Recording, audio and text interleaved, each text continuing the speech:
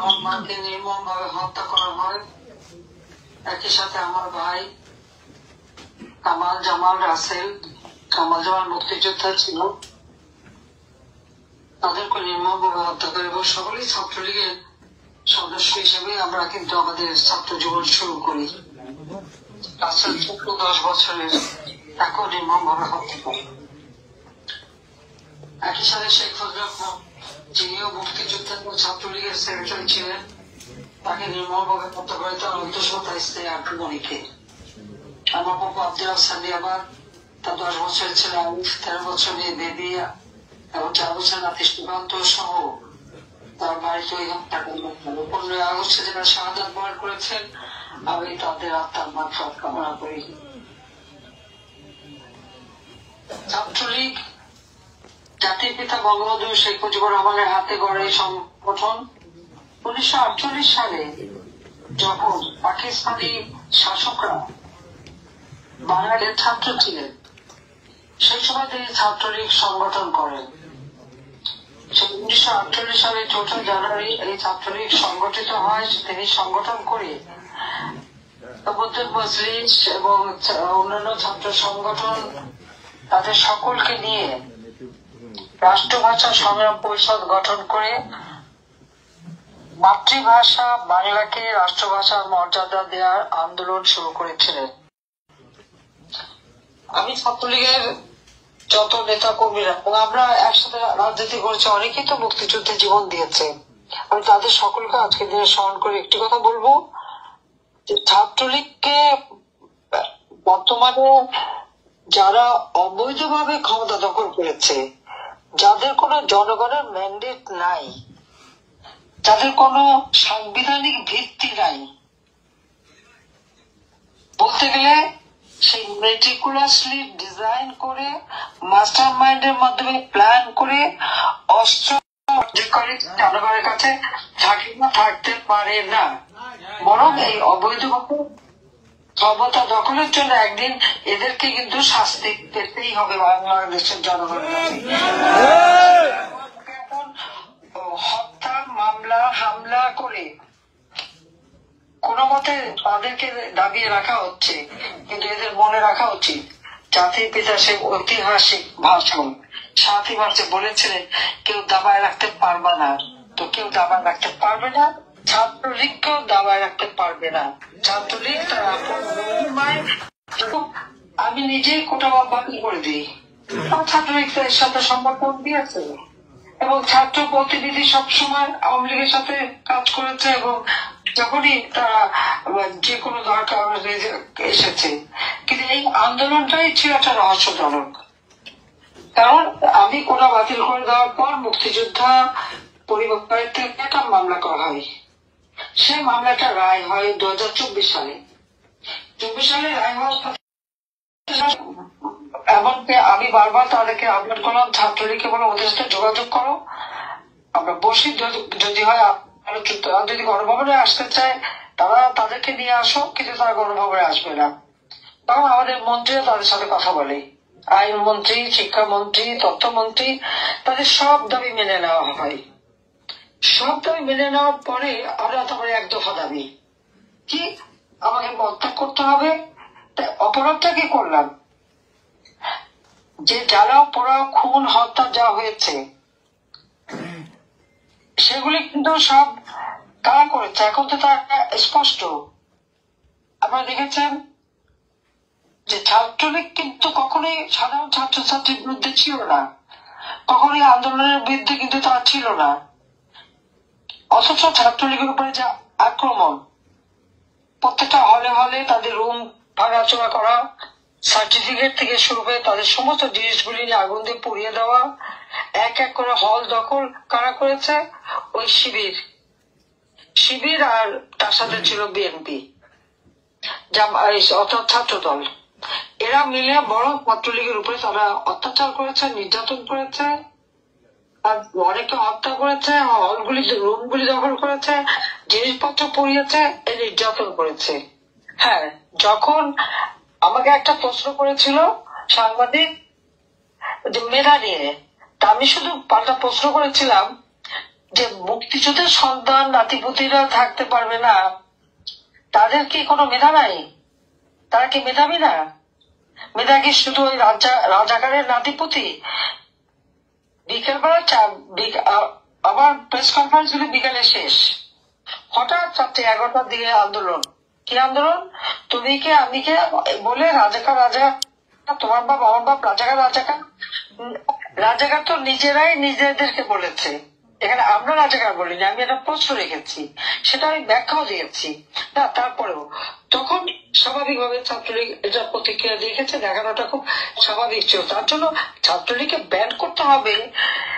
আজকে যারা হত্যাকাণ্ড চালাচ্ছে, খুন করছে, যারা হল দখল করছে, যারা এমনকি ছাত্রছাত্রীদের দিয়ে শিক্ষকদের অপমান করানো হচ্ছে, শিক্ষক, অধ্যক্ষ, প্রিন্সিপাল অথবা ভিসি বা বিশ্ববিদ্যালয়ের শিক্ষক, কারো সেই রংপুরে বাড়ি ভিসির বাড়িতে আগুন দেওয়া, রাজশাহীতে ভিসি এবং শিক্ষকদেরকে পুড়িয়ে মারার চেষ্টা, রাজশাহীতে সেখানে অপমান করে, ঢাকা বিশ্ববিদ্যালয়ে। আর ছাত্ররা নাকি শিক্ষকদের বয়কট করে, এটা কোন ধরনের কথা? আর শিক্ষকদের পদত্যাগ করাতে হবে। প্রায় 10,000 শিক্ষককে অপমান করেছে বিভিন্ন স্কুল, কলেজ, ইউনিভার্সিটির ছাত্রছাত্রীরা। এই লজ্জা আমরা রাখবো কোথায়? আমাদের তো কখনো এরকম ছাত্রছাত্রীরা শিক্ষকদের কাছে বেয়াদবি করা, অপমান করা, তাদের দিকে দিয়ে জোর করে পদত্যাগ করানো, এগুলি তো আমরা কখনো দেখিনি, শিখিনি। কি দুর্ভাগ্যের বিষয় যে আজকে ঠিক সেই কাজটা হচ্ছে বাংলাদেশে। এর থেকে লজ্জার আর কি হতে পারে? আমি একটা কথা বলবো, আজকে ছাত্রলীগের উপর অযথা দোষারোপ করা হয়েছে, কিন্তু ছাত্রলীগ সবসময় সন্ত্রাস জঙ্গিবাদের বিরুদ্ধে ছিল। তো জঙ্গিবাদের বিরুদ্ধে থেকে কিন্তু তারা নির্যাতনের শিকার হয়। শিবির ছাত্র দল আবার ছাত্রছাত্রীদের উপর পর্যন্ত নির্যাতন চালায়। Eden girls college, Badrunnesa girls college, বিশ্ববিদ্যালয়, প্রভোস্ট অথবা যারা হাউস টিচার, তাদেরকে অপমান করে। যেভাবে মানে ছাত্র দলের বা শিবিরের মেয়েরা যেভাবে আমাদের ছাত্রলীগের মেয়েদের উপর অত্যাচার করেছে, মানে এটা ভাষা বর্ণনা করা যায় না। এই ধরনের ন্যাক্কারজনক ঘটনার আমি নিন্দা জানাই। কাজে আমি এটি বলবো যে আজকে ছাত্রলীগ বাংলাদেশের প্রত্যেকটা আন্দোলন সংগ্রামে, শুধু তাই না, আমি 96 সালে সরকারে এসে আমাদের দেশের সাক্ষরতার হার ছিল মাত্র 45%। আমরা সেই সাক্ষরতা হার বাড়ানোর জন্য প্রজেক্ট নিলাম যে আমরা নিরক্ষরতা মুক্ত বাংলাদেশ গড়ে তুলব। এই ছাত্র নেতা কর্মীদেরকে আমি কাজে লাগিয়েছিলাম। আপনাদের মনে থাকা উচিত, খালেদা জিয়া ছাত্র দলের হাতে বলেছিল, ছাত্র দলই দিনেই নাকি সব মানে সোজা তাদের হাতে অস্ত্র তুলে দিয়েছিল। আর আমি ছাত্রলীগের হাতে দিয়েছিলাম কাগজ কলম, যে তোমাদের পড়াশোনা করতে হবে, তাদের কাজ পড়াশোনা করা। আমাদের ছাত্রলীগের মূলনীতি জাতি শিক্ষা, শান্তি, প্রগতি। শিক্ষার বসা দিলে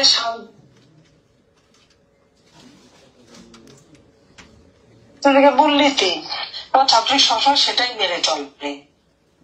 কিন্তু আজকে অপবাদ দিয়ে ছাত্রলীগকে ব্যান করা, তবে একটা কথা বলি, আমি ছাত্রলীগ সব নেতা কর্মীকে বলবো, এটা নতুন কিছু না।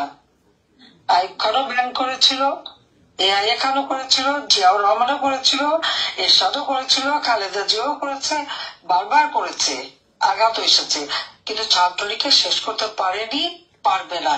কারণ বাংলাদেশ নামে যে রাষ্ট্রটা গঠিত হয়েছে, সেই রাষ্ট্রের সাথে ছাত্রলীগের নাম ওতপ্রোতভাবে জড়িত বলেই জাতির পিতা বঙ্গবন্ধু শেখ মুজিব বলেছিলেন, আমি কোট করছি, যে ছাত্রলীগের ইতিহাস বাঙালি ইতিহাস, আনকোট। এটা জাতির পিতা বঙ্গবন্ধু শেখ মুজিবেরই বলা। কাছে সেই কথাটা সবসময় মনে রেখেই জনগণের পাশে থাকতে হবে, ছাত্রদের পাশে থাকতে হবে, এটাই মানে আমার কথা। আর বাংলাদেশটাকে একটা জঙ্গি রাষ্ট্রে পরিণত করেছে। যত জঙ্গি ছিল, সেই হত্যাকারী, হলি আর্টিজানের যারা জঙ্গি, 500 জায়গায় বোমা হামলাকারী, সেই মনে আছে বিএনপির আমলের সমস্ত বাংলাদেশে 500 জায়গায় বোমা হামলা হলো। আমাদের কিবরিয়া সাহেব, মঞ্জুর ইমাম সাহেব, আমাদের মমতাজ, নাটোরের মমতাজ, খুলনার মঞ্জুর ইমাম সহ হাজার হাজার নেতা কর্মীকে হত্যা। নানা ধরনের ঘটনায় যে সমস্ত সন্ত্রাসী জঙ্গিদের আমরা গ্রেপ্তার করেছিলাম, এমনকি পার্বত্য চট্টগ্রামে যে সন্ত্রাসী গ্রুপ, সেই আনসার বাংলা, তাদের ওখানে ট্রেনিং ট্যাপ করে একটা জঙ্গিবাদী সৃষ্টি করতে চাচ্ছিল। আমরা সেই জঙ্গিদেরকে গ্রেপ্তার করি, তাদের বিরুদ্ধে মামলা হয়, তাদেরকে কারাগারে বন্দি রাখি। অথচ আমরা দেখলাম কি, বৈষম্যবিহীন নাম করে ক্ষমতায় এসে জোর করে ক্ষমতা দখল করে সে সব জঙ্গিদের ছেড়ে দিয়েছে কারাগার থেকে, সব জঙ্গিরা মুক্তি পেয়ে গেছে। কি অদ্ভুত এই বাংলাদেশ! আজকে জঙ্গিদের রাজত্ব, বাংলাদেশ এখন জঙ্গি শাসন। তার উপর আওয়ামী লীগ ক্ষমতায় এসে 2008 সালে যে নির্বাচন হয়, সেই নির্বাচনে আওয়ামী লীগ এককভাবে 233টা সিট পেয়েছিল। তারপরে কিন্তু চক্রান্ত শুরু। এবং এই যে বিডিআর যে ঘটনা, আজকে যিনি স্বরাষ্ট্র উপদেষ্টা, সে লেফটেন্যান্ট জেনারেল জাহাঙ্গীর, সেও কিন্তু বিডিআর একসময় ডিজি ছিল।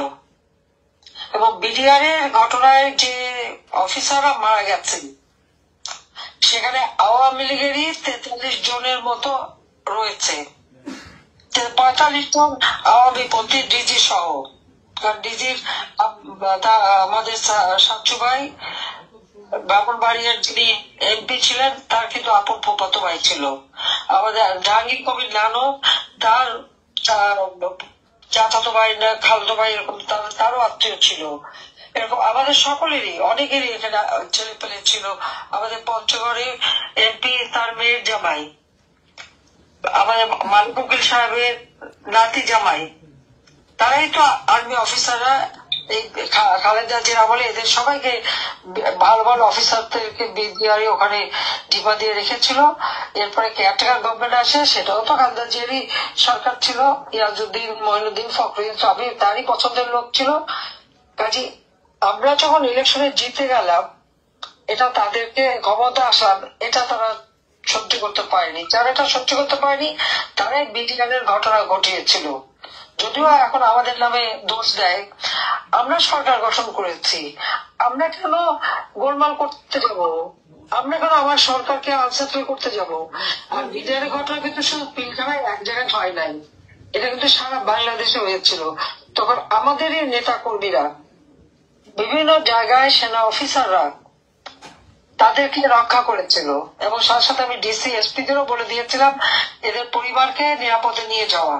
প্রত্যেকটা বর্ডার এলাকায় আমাদের নেতা কর্মীরা, ডিসি এসপি সবাই মিলে সে সমস্ত পরিবার, সেনা অফিসারদের যে সমস্ত পরিবার বিডিআর এর বিভিন্ন ইউনিট বিওপিতে যাওয়া ছিল, তাদেরকে কিন্তু নিয়ে আসে এবং তাদের নিরাপত্তার ব্যবস্থা করে। এই কথাটা একবারও তাদের মুখ থেকে, অনেকের মুখ থেকে বের হয় না যে এটা ঘটনাটা এক জায়গায়। এমনকি চুয়াডাঙ্গা বা সাতকারিয়া, ওখানে তো রাস্তায় নেমে গিয়েছিল বিডিআর। আমরা অল্প সময়ের মধ্যে যেভাবে পারি এটাকে আমরা দমন করে প্রত্যেকের কিন্তু বিচার হয়েছে। এবং যারা মৃত্যুদণ্ড, তাদের সাজা এখনো বাকি। এখন বলছে যারা জেলখানায়, তাদের অর্থাৎ যারা বিদ্রোহ করেছে তাদেরকে ছেড়ে দিতে হবে। এই কথা থেকে তো বোঝা যায় যে ঘটনা কারা ঘটিয়েছে। যাক, আমি এইটুকু বলবো যে ছাত্রলীগ সবসময় বাংলার মানুষের পাশে থাকে। আজকে আমাদের যত অর্জন, 2009 সালে সরকার গঠন করার পর থেকে বাংলাদেশকে আমরা ধীরে ধীরে উন্নয়নের পথে এগিয়ে নিয়ে গেছি। আমাদের সাক্ষরতার হার যা আমরা 96 সালে 45 ভাগ থেকে আমরা 65.5 ভাগে বৃদ্ধি করেছিলাম। ছাত্রলীগের উপর নির্দেশ ছিল যে যখন ছুটিতে বাড়িতে যাবা, অন্তত 5 জন নিরক্ষর মানুষকে অক্ষর জ্ঞান দেবা, এবং তারা খুব সফলভাবে সেটা করেছিল। বহু জেলাকে আমরা নিরক্ষরতা মুক্ত করতে সক্ষম হয়েছিলাম। সেখানে কিন্তু ছাত্রলীগের অবদান রয়েছে, এটা হয়তো অনেকেই তা জানে না। আজকে একটু বলবো যে বাংলাদেশকে, যেখানে জাতির পিতা বঙ্গবন্ধু শেখ মুজিব স্বাধীনতার পর একটা যুদ্ধ বিধ্বস্ত দেশ, একটা টাকা রিজার্ভ নাই, কোনো খাবার নাই, কিছু নাই, সেই অবস্থাও জাতির পিতা বাংলাদেশটাকে স্বল্পোন্নত দেশে উন্নীত করে যান, সেই যুদ্ধ বিধ্বস্ত দেশকে গড়ে তোলে। এরপর কিন্তু বাংলাদেশ আর এগোতে পারেনি, ওই একবারই প্রবৃদ্ধির 9 ভাগে উঠেছিল, দেশ খাদ্যের সম্পন্ন হয়েছিল, জিনিসপত্রের দাম সব কমিয়ে সাধারণ মানুষের আওতার মধ্যে নিয়ে আসা হয়েছিল। এরপর আমরা কি দেখলাম? 75-এর ঘটনা। 75-এ জাতিপিতাকে হত্যার পর বারবার হত্যা কু হয়েছে, নাহলে 19-20 বার হত্যা কু হয়েছে বাংলাদেশে। যত মুক্তিযোদ্ধা, অফিসার, সৈনিক, তাদের হাজার হাজার সেনাবাহিনীর সৈনিককে হত্যা করা হয়েছে, অফিসারদের হত্যা করা হয়েছে, বিমান বাহিনী 665 জন অফিসারকে এবং ওখানকার কর্মকর্তাদের হত্যা করা হয়েছে। তখন এটা আমি আসার পর থেকে চেষ্টা করেছি সব জায়গায় ডিসিপ্লিন নিয়ে আসতে, এবং আমরা ক্ষমতা আসার পরে আজকে বাংলাদেশ উন্নয়নের রোল মডেল হিসেবে বিশ্বে মর্যাদা পেয়েছে। 2009 আমরা সরকার গঠন করে 2021 সাল 2020 সালে জাতির পিতা বঙ্গবন্ধু শেখ মুজিবের জন্ম শতবার্ষিকী এবং 2021 সালের স্বাধীনতার সুবর্ণ জয়ন্তী যখন আমরা উদযাপন করি, আবার কি হলো? হ্যালো, আচ্ছা আচ্ছা, আবার কেউ তোমাদের ইউনাইটেড স্টেট থেকে ফোন করছে, সেই ফোন দেখা যাচ্ছে। যাই হোক, আমি কেটে দিচ্ছি। আবার আমরা যখন মানে বাংলাদেশটাকে উন্নয়নশীল দেশের মর্যাদা নিয়ে আসলাম, তখনই দেখলাম ওই সুদখোর ইউনুস যে গরিবরে ঋণ দেওয়ার নামে মোটা অঙ্কের সুদ দিয়ে গরিবের রক্ত চুষে খেয়ে গ্রামীণ ব্যাংকের টাকা পাচার করে, গ্রামীণ ফোনের টাকা পাচার করে, বিদেশে হাজার হাজার কোটি টাকা সম্পত্তি করে, এবং তার ক্ষমতার লোভ, এই ক্ষমতার লোভের আগুনে আজকে বাংলাদেশ জ্বলছে। আজকে তার এবং এই ক্ষমতা যাওয়ার জন্য আজকে আপনারা দেখেন আমরা বাংলাদেশ স্বাধীন করেছি, পাকিস্তানি হানাদার বাহিনীকে পরাজিত করেছি। পাকিস্তান একটা আলাদা রাষ্ট্র, বাংলাদেশ স্বাধীন রাষ্ট্র, কিন্তু তারা আমাদের উপর গণহত্যা করেছে, মা বোনদের ইজ্জত লুটেছে, লুটপাট করেছে, অগ্নিসংযোগ করেছে। ঠিক বিএনপি 2001-এ আমরা দেখলাম ঠিক একই ঘটনা ঘটালো। আর এখন সেই পরাজিত শক্তির মানে পাশে যে একেবারে দহরম মহরম, অর্থাৎ যাদেরকে লাখো শহীদের রক্তের বিনিময়ে পরাজিত করে আমরা দেশ স্বাধীন করলাম, আজকে সেই পরাজিত শক্তির পদলেহন করছে। পদলেহনের অর্থ পা চাচ্ছে। এখন ইউনুস গণ তার সরকার ওই পাকিস্তানিদের পৌঁছাতে, তাদের সাথে গলায় গলায় হ্যাঁ, আমরা সকলের সাথে বন্ধুত্ব, কারোর সাথে বৈরিতা নয়। আমরা এই নীতিতে বিশ্বাস করি, আমরা সেটাই মেনে চলি। একটা স্বাধীন রাষ্ট্র হিসেবে যার যার সাথে যে ভাবে সদ্ভাব রাখা, সম্পর্ক রাখা, আমরা সেটা রাখি। আমাদের সেটাই হচ্ছে নীতি। এবং বাংলাদেশ আপনারা যদি একটু লক্ষ্য করেন, আমি আওয়ামী লীগ সরকার আসার পর থেকে বিশ্বের সকল দেশের সাথে একটা চমৎকার বন্ধুত্বপূর্ণ সম্পর্ক রেখে আমরা চলেছি। কিন্তু আমরা কারো দাবিদারিও করতে যাইনি, কারো পা চাপতেও যাইনি। কিন্তু আজকে কি দুর্ভাগ্য আমাদের, যাদেরকে পরাজিত করলাম তাদেরই পা চাটা হয়ে গেল বাংলাদেশের ওই ইউনুস সরকার আর তার সমন্বয়কারীরা। তাদের বক্তব্যটা কি আপনারা এর মধ্যে দেখেছেন যে জুলাই 15 তারিখ থেকে যত অপকর্ম হয়েছে, অর্থাৎ অগ্নিসংযোগ, মানুষ হত্যা করা, পুলিশ হত্যা করা, প্রায় 450 মতো থানা এবং পুলিশ ফাঁড়ি, পুলিশ স্টেশন, সেগুলি জ্বালিয়ে দেওয়া হয়েছে এবং সেখানে পুলিশদের জ্যান্ত পুড়িয়ে মারা হয়েছে, পিটিয়ে পিটিয়ে মারা হয়েছে, তাদেরকে পা ঝুলে রাখা হয়েছে। আওয়ামী লীগের নেতা সেই জিনায়েদ আওয়াজ সেক্রেটারি, তাকে সেই কসাইখানায় যে রুম কোন পশু পা বেঁধে ঝুলে, ঠিক সেইভাবে পা বেঁধে ঝুলে রাখা হয়েছে এবং তাদেরকে অত্যাচার করা হয়েছে। এমনকি একটা অন্তঃসত্ত্বা পুলিশ কনস্টেবল মেয়েটা মাপ চেয়েছে, বলে যে আমার পেটে বাচ্চা, আমাকে মারবেন না। এরা এত বড় অমানুষ যে সেই অন্তঃসত্ত্বা মহিলা তাকে পিছিয়ে পিছিয়ে হত্যা করলো, হাত কেটে পা কেটে দিয়ে। এইভাবে তারা নির্যাতন করছে। এই আওয়ামী লীগের না হলেও 10,000-এর উপর 11,000 কর্মী আজকে নির্যাতনের শিকার, তার মধ্যে প্রায় 1,000 খানেক নেতা কর্মী কারো মাকে, চাচিকে, বাবাকে, ভাইকে পর্যন্ত নির্মমভাবে হত্যা করেছে, বোনকে নির্যাতন করেছে। সংখ্যালঘু সম্প্রদায়ের উপর অত্যাচার নির্যাতন। হিন্দু, বৌদ্ধ, খ্রিস্টান কেউ এদের থেকে রেহাই পায়নি। শুধু তাই না, আমাদের ওলামা মাশায়েখ, সমস্ত মাজার শরীফ, সেখানে মসজিদ, সেগুলি পর্যন্ত ভাঙচুর করা হচ্ছে। অর্থাৎ এই সরকার যে একটা জঙ্গি সরকার, ইউনূসের সরকার হচ্ছে জঙ্গি স্বেচ্ছাচারী সরকার।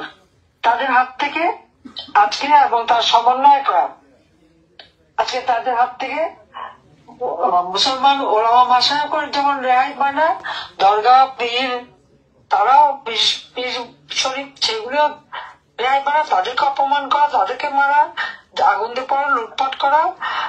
তাছাড়া হিন্দুদের মন্দির, খ্রিস্টানদের গির্জা, বৌদ্ধদের মঠ, সবকিছু লুটপাট, আগুন ভাঙাচোরা, এগুলি করে যাচ্ছে তারা। কোন ধর্মের মানুষদের কাছ থেকে রেহাই পাচ্ছে না। এদের জুলুম, অত্যাচার, নির্যাতন এমন পর্যায়ে তারা নিয়ে গেছে দেশকে, একেবারে মানে আমি কি বলবো, দেশের যে ভাবমূর্তি, সে ভাবমূর্তিটাই নষ্ট করে দিয়েছে। এবং এরা নিজেদেরকে কি ভাবে কে জানে। ইউনূসের মাস্টার মাইন্ডের এবং ভেজিবুলাইজড তার যে ডিজাইন, 1 নম্বর ছিল তো ওই আন্দোলন, একটা ভুয়া আন্দোলন, যেখানে কোটা নাই, তারপর একটা আন্দোলনের নামে চক্রান্ত করলো। তার এটা ছিল তার মানে ডিজাইনের 1 নাম্বার। 2 নাম্বারে ছিল বঙ্গবন্ধু ভবন পোড়াবে, গণভবন পোড়াবে এবং আক্রমণ করবে, আমাকে আর রেহানাকে হত্যা করবে। 5 নাম্বার সুজা সদন, রেহানার বাসা, সংসদ ভবন, সবকিছুতে সব লুটপাট করেছে। তারপরে আগুন দিয়েছে, পুড়িয়েছে এবং দিনের পর দিন লুট করে যাচ্ছে। এমনকি প্রত্যেকটা এমপি হোস্টেল এই সমন্বয়করা, সেই যে হাসনা, সার্জিস আলম, তারপরে মাহফুজ, যে মেট্রিকুলাস তার আসিফ নজরুল, জাহিদ ইসলাম, তারপরে আসিফ মাহমুদ সহ তাদের যত যারা আরো কত নাম, ওই জাহাঙ্গীর আলম, জাহাঙ্গীর তার স্বরাষ্ট্র মন্ত্রণালয়, আবার কি অধিকারের একজন আদিলুর রহমান, অধিকারের নামে যারা গরিবের অধিকার কেড়ে খায়, এদের এই উপদেষ্টা এবং তার এই সমন্বয়ক, এরা মিলে আজকে সারা বাংলাদেশটাকে ধ্বংস করে দিচ্ছে। এবং লুটপাট, প্রত্যেকটা এমপি হোস্টেল এরা লুট করেছে। লুটপাট করে সমস্ত মূল্যবান জিনিস নিয়ে যেয়ে তারপরে দিয়ে দিয়েছে তখন ওই বস্তি টস্তি রাস্তার লোকজন, এবং এরপর ডেকেছে পুলিশ। ঠিক গণভবনে তাই করেছে। আমাদের যা কিছু ছিল সবই লুট করে নিয়ে গেছে। আমার কোনো আফসোস নাই, কিন্তু আফসোস হয় একটাই, মুক্তিযুদ্ধের অনেক ডকুমেন্ট, অনেক কাগজ, অনেক কিছু, এবং 75-এ ঘাতকদের অনেক তথ্য আমার কাছে ছিল, এবং জাতিপিতার হাতে লেখা সেই খাতাগুলি যা আমি 71 সালে উদ্ধার করেছিলাম, 75 সালে উদ্ধার করেছিলাম, সেগুলিও গণভবনে ছিল। এরা কিন্তু সব নিয়ে চলে গেছে, সমস্ত কিছু তারা লুটে নিয়ে গেছে। এমনকি ইউনূস মানে আমাদের, তিনি তো আবার নোবেল প্রাইজ পাওয়া, তারপর আবার সুদখোর এবং একটা জঙ্গিবাদের বিশ্বাসী, সেও কিন্তু গণভবনে যে লুটপাট করেছে আপনারা দেখেছেন। উনি ওনার 3-4 বাহিনী নিয়ে সবাইকে দিয়ে তিনি গণভবনে গিয়েছিলেন শেষ লুটপাটটা করতে। এই চোরের দলের হাতে বাংলাদেশ কতক্ষণ নিরাপদ থাকবে? এবং যারা এই যে গণহত্যা চালালো, আওয়ামী লীগের নেতা কর্মী, সংখ্যালঘুদের পুলিশ হত্যা, আনসার, তারা তো গুম হয়ে গেছে। কতজন আনসারের তো খবরই নেই। গুম খুন করে গণহত্যা চালিয়ে যারা মেট্রো রেল থেকে নিয়ে শুরু করে সব পুড়িয়েছে, এবং একজন সমন্বয়ক তো বলেই দিয়েছে যে মেট্রো রেল না পোড়ালে আর পুলিশ হত্যা না করলে নাকি বিপ্লব সার্থক হতো না। তাহলে গণহত্যা কে চালালো, পুলিশ হত্যা কে করলো? এটা তো তাদের মুখ থেকে এসে গেছে। এমনকি আপনারা দেখেছেন সেক্রেটারিয়েট আগুন, একই সাথে তিনটা জায়গায়, তিনটা মন্ত্রণালয় সহ অন্যান্য মন্ত্রণালয়, 6টা মন্ত্রণালয় ক্ষতিগ্রস্ত। কিছুদিন আগে আপনারা জানেন যে স্থানীয় সরকারের মন্ত্রণালয় থেকে সেই হাসান আরিফকে সরিয়ে দিয়ে এক সমন্বয়ক নিয়েছে, কারণ তারা দল করবে, পার্টি করবে, তাদের নাকি টাকা বানাতে হবে। তো স্থানীয় সরকারের তো বিশাল বাজেট দিয়ে এসেছি আমি, 7,97,000 কোটি টাকার বাজেট দিয়ে এসেছি। সে সব লুটে খাচ্ছে, ঘরে ঘরে বিদ্যুৎ দিয়েছে, এখন বিদ্যুৎ নাই, বিদ্যুতের জন্য হাহাকার।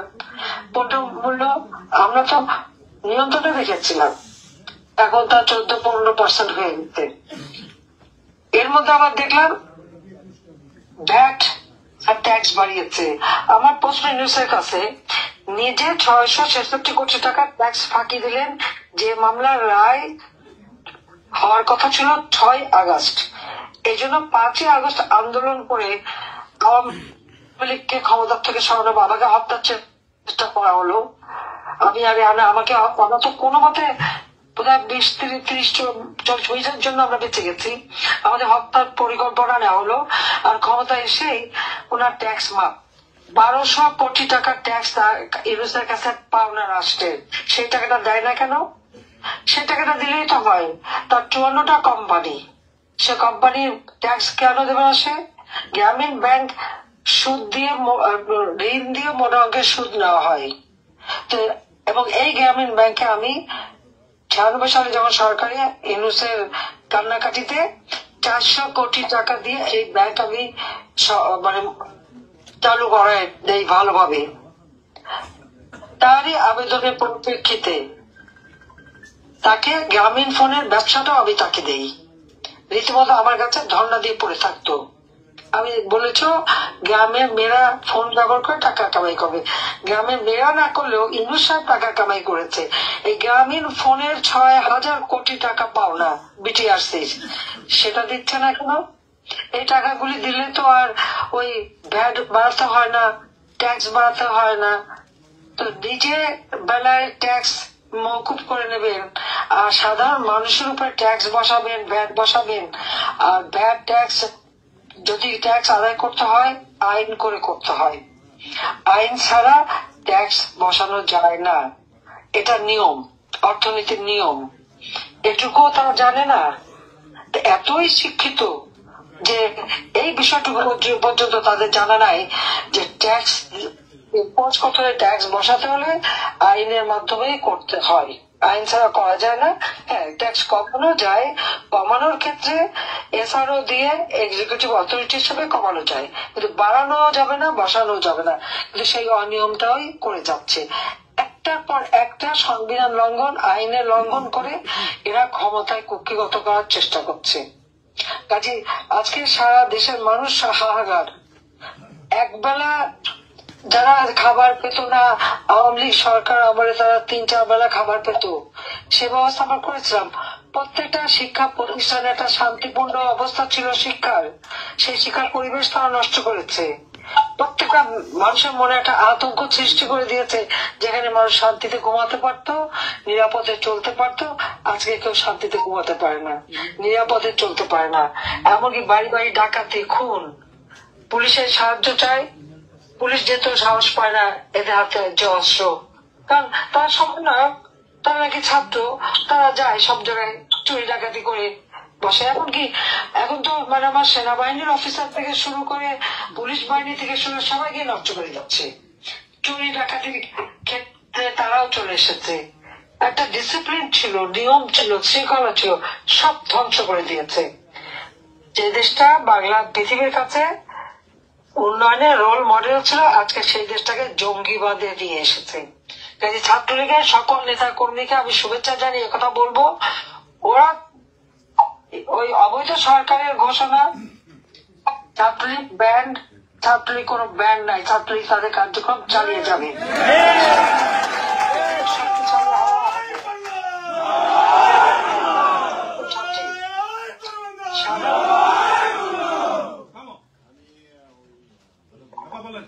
আমি ছাত্রছাত্রীদের বলবো তারা যেন অন্তত এই 2008-এর আগের বাংলাদেশ কেমন ছিল আর আওয়ামী লীগ সরকার আমলে বাংলাদেশ কেমন, এটা কিন্তু তারা একটু হিসাব করে দেখে। তার উপর বই ছাপাচ্ছে, ইতিহাস বিকৃত করছে, বঙ্গবন্ধুর নাম মুছে দিচ্ছে। এবং এই বই ছাপানোর ক্ষেত্রে আমার প্রশ্ন আছে, এই কথাটাও আপনারা সবাই জিজ্ঞেস করবেন। 700 কোটি টাকা অতিরিক্ত খরচ করছে বই ছাপানোর জন্য। কয়শো বই অতিরিক্ত হচ্ছে? মাত্র 500 বই অতিরিক্ত ছাপবে। মাত্র প্রতি বছর যেটুকু পারে। মাত্র আমরা তো বিনামূল্যে বই দিতাম ছাত্রছাত্রীদের 1 জানুয়ারি। ডিসেম্বর মাসের মাঝামাঝিতেই প্রত্যেকটা স্কুলে নোটিশ দিত যে বই উৎসব হবে। এবার তো যায় নাই কোন স্কুলের নোটিশ, কোনো বাচ্চারা তো পায় নাই। 1 জানুয়ারি ছোট বাচ্চাদের হাতে আমরা বই তুলে দিতাম।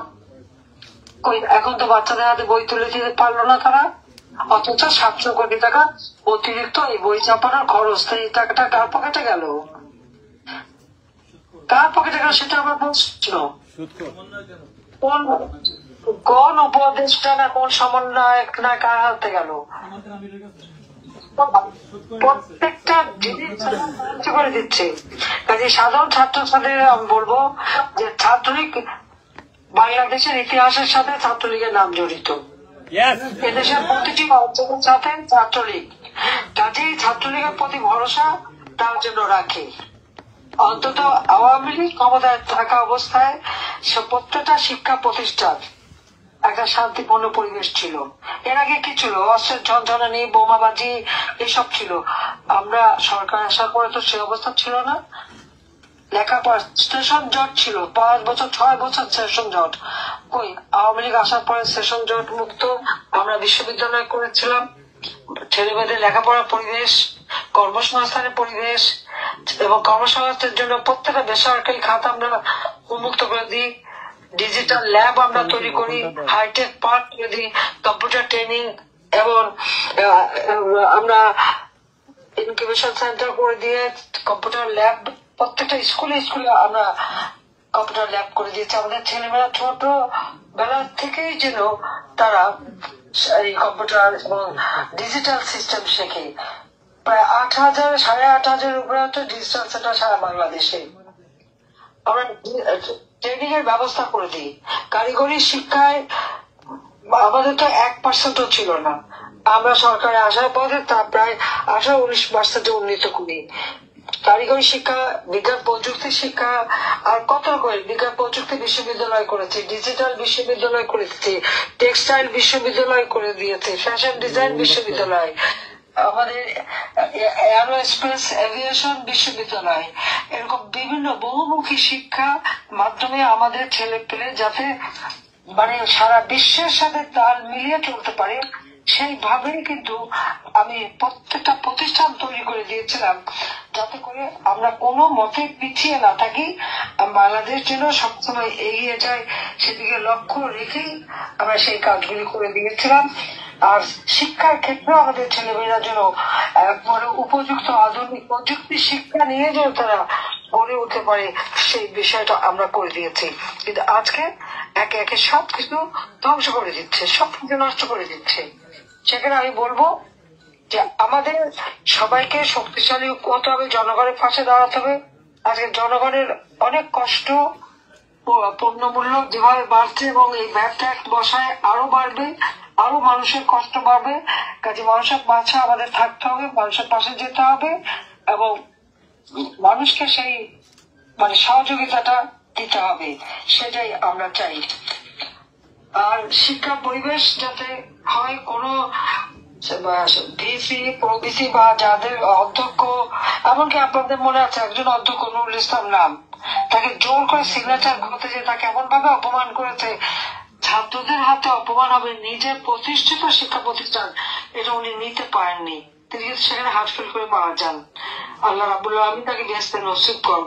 কিন্তু আমরা সেটাই বলি যে এইভাবে যেন আর ইনডিসিপ্লিন না হয়, প্রত্যেকেই যেন সেভাবে বাস্তবায় সেই ব্যবস্থাটাই করতে হবে।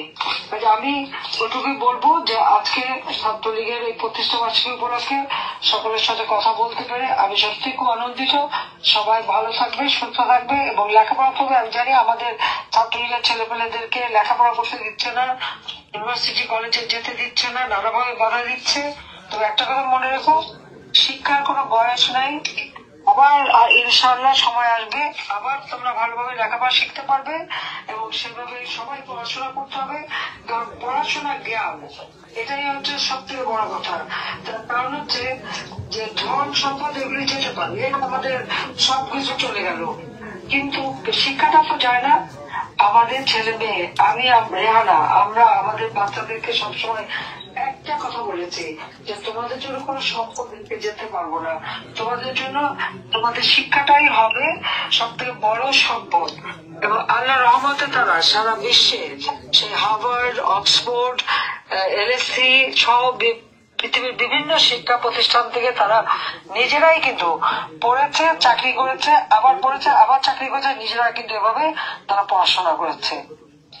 কাজেই আমরা কিন্তু, আমি 5 প্রধানমন্ত্রী, আমার বোন এখনো ওই বাসেও চড়ে, ট্রেনে চড়ে। আমার বোনের ছেলে মেয়ে হোক, আমাদের ছেলে মেয়ে হোক, সকলে কিন্তু নিজেরা নিজের পায়ে দাঁড়িয়েছে। আমি এখানে প্রধানমন্ত্রী হিসেবে কোনো কিছু তাদের দেইনি। আমি যা দিয়েছি বাংলাদেশের সাধারণ মানুষকে দিয়েছি। প্রতিটি জেলায় আমি প্রতি জেলায় বিশ্ববিদ্যালয় করে দিচ্ছি, মেডিকেল কলেজ, মেডিকেল বিশ্ববিদ্যালয়, 5টা মেডিকেল বিশ্ববিদ্যালয় করে দিয়েছি। আমরা সারা দেশে ইঞ্জিনিয়ারিং কলেজ করেছি, বিশ্ববিদ্যালয় করেছি। কৃষি বিশ্ববিদ্যালয় মাত্র একটা ছিল, আমি বৃদ্ধি করেছি এবং সাথে সাথে আরো গবেষণার ব্যাপারে সব থেকে বেশি আমরা গুরুত্ব দিয়েছি। আমি আরবি বিশ্ববিদ্যালয় করেছি, আরবি ইসলামী বিশ্ববিদ্যালয়, কারণ আমাদের যারা কমি মাদ্রাসা তাদের শিক্ষাকে স্বীকৃতি দেওয়া হতো না। আমি সেই স্বীকৃতি দিয়েছি, দাওরায়ে হাদিসকে মাস্টার্স ডিগ্রি করে দিয়েছি এবং ইসলামী আরবি বিশ্ববিদ্যালয় করে দিয়েছি। কারণ মাদ্রাসায় যারা শিক্ষা নেন তারাও যেন উপযুক্ত শিক্ষা নিয়ে দেশে বিদেশে চাকরি করতে পারে, কারিগরি শিক্ষার ব্যবস্থা আমরা করে দিয়েছি। তাছাড়া প্রত্যেকটা ইনস্টিটিউট আমার হাতে করা। আজকে burn institute, leather institute, cancer institute, neuro, kidney, তারপর গ্যাস্ট্রো লিভার, ক্যান্সার, সব কিন্তু আমার হাতে করা। আজকে আমি কি কি কাজ করেছি আমার মনে হয় 96 থেকে এই পর্যন্ত, আর জাতির পিতা কত করছেন, এটা যদি হিসাব করা হয় তাহলে দেখা যাবে যে বাংলাদেশের প্রতিটি ক্ষেত্রে বাংলাদেশকে এগিয়ে নিয়ে যাওয়ার কাজ আমরাই করেছি এবং আমাদের অঙ্গ সহযোগী সংগঠনগুলি সবসময় আমাদের পাশে ছিল। 10 লক্ষ রোহিঙ্গাকে আমরা আশ্রয় দিয়েছি। আজকে আবার সেখানে আরাকান আর্মি যারা নির্যাতিত, সেই রোহিঙ্গা 4 লক্ষ রোহিঙ্গা আসতে চেয়েছে, ইউনুস তাদেরকে ঢুকতে দেবে না। সেটাকে আবার মানব অধিকার, আবার ওখানে আবার অধিকারের একজন আছে আদিলুর রহমান। এখন মানব অধিকার চায় কোথায়? আমরা তো 10 লক্ষকে নিয়ে আসতে পারলাম, খাবার দিতে পারলাম, শেল্টার দিতে পারলাম, ভাষা চরে যে সুন্দর ঘর করে দিয়েছি, তাদের ট্রেনিং দিচ্ছি, তো বাকিদের কেন আসতে দিচ্ছে না? তাহলে মানবাধিকার বোধ গেল কোথায়? ওখানে নিজে খাবে আর কাউকে দেবে না। আমরা সব hi-tech part, software technology part প্রায় 101টা করে দিয়েছি। এবং এই যে কম্পিউটার ট্রেনিং এর জন্য কম্পিউটার এবং ইনকিউবেশন সেন্টার প্রত্যেক জেলায় জেলায় আমরা করা শুরু করেছিলাম, যাতে করে ডিজিটাল ক্লাসরুম আমরা করে দিয়েছি। আমাদের ছেলেমেয়েরা এখন ফ্রিল্যান্সিং, তা থেকে আমরা ট্রেনিং দিয়েছি। প্রায় 7 লক্ষ ফ্রিল্যান্সার বাংলাদেশে তাদের স্বীকৃতি দেওয়া, সার্টিফিকেট দেওয়া, অর্থাৎ কোন ছেলে মেয়ে যাতে বেকার না থাকে। কর্মসংস্থান ব্যাংক তার থেকে বিনা জামানতে টাকা নিয়ে নিয়ে ব্যবসা করতে পারে, সে ব্যবস্থা করে দিয়েছে। মাত্র আমাদের বেকারের সংখ্যা ছিল মাত্র 3%, 3.4%। এখন কোথায় চলে গেছে দেখেন। যেখানে মাথা পিছু হয় 2793 মার্কিন ডলারে উন্নীত করেছিলাম, আজকে মানুষের আয় রোজগার নেই। সপ্তাহে আমার কষ্ট লাগে কোথায় জানো? আমার কষ্ট লাগে যখন আমি দেখি আমার দেশের মানুষ এখন ডাস্টবিনের থেকে খাবার খাচ্ছে, রাস্তার পাশে ফেলে দেওয়া ময়লা খাবার, একদিকে কুকুর খাচ্ছে, একদিকে মানুষ খাচ্ছে। এই বাংলাদেশ তো আমি রেখে আসিনি। হ্যাঁ, আমি বারবার মৃত্যুর মুখোমুখি হয়েছি। সেই 21 আগস্ট গ্রেনেড হামলায় আমাকে হত্যার চেষ্টা করা হয়েছিল। মানব ঢাল রচনা করে আমাকে রক্ষা করছে আল্লাহ রাব্বুল আলামিন, বারবার রক্ষা করছে। এবারও কিন্তু তার মেটিকুলাসলি ডিজাইনের একটা অংশ ছিল 32 নম্বর পড়াবে আর আমাকে হত্যা করবে, রেহানাকে হত্যা করবে। আল্লাহ তাআলা কিভাবে যেন বাঁচিয়ে নিয়ে এসেছে। বেঁচে যখন আছি ইনশাআল্লাহ বাংলাদেশ আমার ফিরে পাবো, বাংলাদেশ আমার উন্নত হবে, বাংলাদেশ আমার বিশ্ব এদের বিচার বাংলার মাটিতে হবে। ওই ইউনুসেরও বিচার, যেমন বঙ্গবন্ধু হত্যাকারীদের বিচার করেছি, যুদ্ধাপরাধীদের বিচার করেছি, ছাত্রলীগকে আমি সে কথা বলবো। সংগঠনকে সংগঠিত করবার আহ্বান জানিয়ে আমার বক্তব্য এবারে শেষ করছি। সবাই ধৈর্য ধরে দীর্ঘ সময় বক্তব্য রেখেছেন, সেজন্য সবাইকে আমি আন্তরিক ধন্যবাদ জানাই। জয়